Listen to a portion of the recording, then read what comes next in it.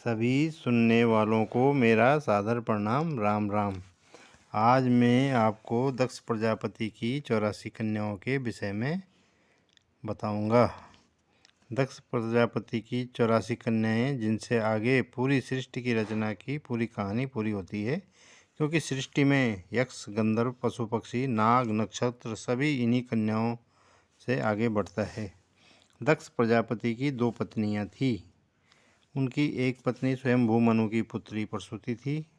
दक्ष और प्रसूति की 24 कन्याएं हुई, जिनका नाम क्रमशः श्रद्धा, भक्ति या लक्ष्मी, घृति, तुष्टि, पुष्टि, मेधा, क्रिया, बुद्धिका, लज्जागौरी, वपु, शांति, सिद्धिका, कीर्ति, ख्याति, सती, संभूति, स्मृति, प्रीति, क्षमा, सन्नति, अनुसूया, ऊर्जा, स्वाहा और स्वधा था। सभी कन्याओं का विवाह भी ब्रह्मा जी के अन्य मानस पुत्रों के साथ हुआ, जिन्हें ब्रह्मा जी ने ब्रह्मांड की रचना का उसे विस्तार देने के लिए उत्पन्न किया था। इनमें प्रथम 13 कन्याओं का विवाह धर्म से हुआ। 14वीं कन्या ख्याति का विवाह भृगु ऋषि से, सती का विवाह भगवान शंकर से, संभूति का विवाह ऋषि मरीचि से, स्मृति के विवाह ऋषि अंगिरा से, प्रीति का विवाह ऋषि पुलस्त्य से, क्षमा का विवाह ऋषि पुलह से, सन्नति का विवाह ऋषि कत्रु से, अनुसूया का विवाह ऋषि अत्रि से और ऊर्जा का विवाह ऋषि वशिष्ठ से। स्वाहा का विवाह अग्निदेव से और स्वधा का विवाह पितृदेव से हुआ। दक्ष प्रजापति की दूसरी पत्नी विरणदेव की पुत्री अंशिकी या वीरणी से हुआ।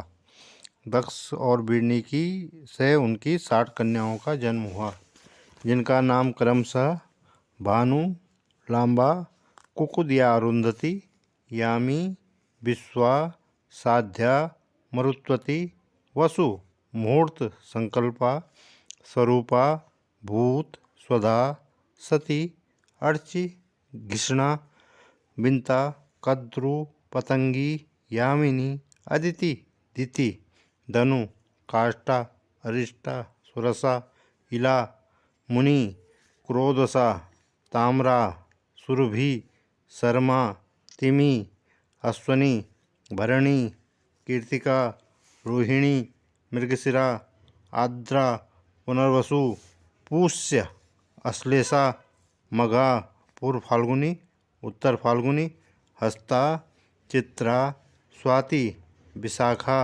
अनुराधा, ज्येष्ठा, मूला, पूर्वषाढ़ा, उत्तरषाढ़ा, श्रावण, धनिष्ठा, शतभिषा, पूर्व भाद्रपद, उत्तर भाद्रपद और रेवती था। इनमें से 10 पुत्रियों का विवाह धर्म से हुआ।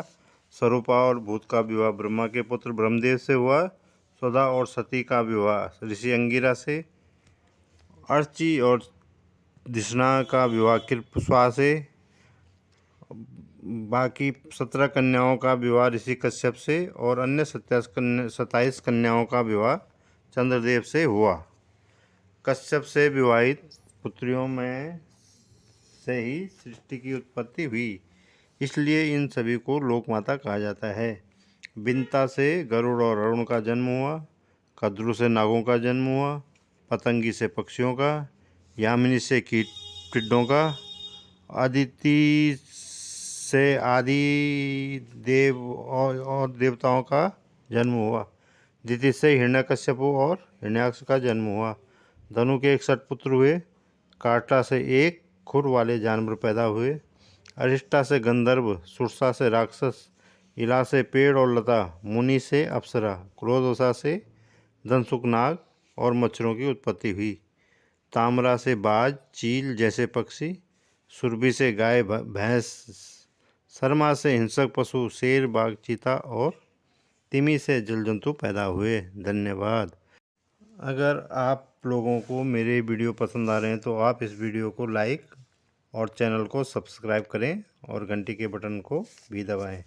मेरे वीडियो पर कमेंट कर मेरा मार्गदर्शन करें और वीडियो को शेयर कर आगे बढ़ाएं। धन्यवाद।